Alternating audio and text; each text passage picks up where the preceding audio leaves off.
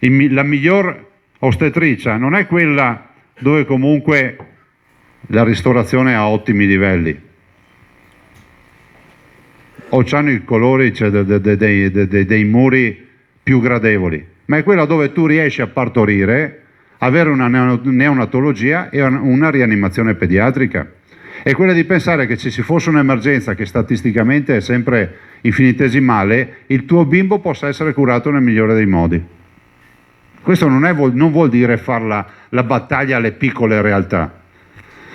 Non vuol dire pensare che l'Amon non abbia più futuro, che Pieve di Cadore debba chiudere, che Agordo sia qualcosa da dimenticare o robe del genere. Vuol dire semplicemente identificare dei punti di riferimento provinciali sui quali si possa investire per la sicurezza dei cittadini.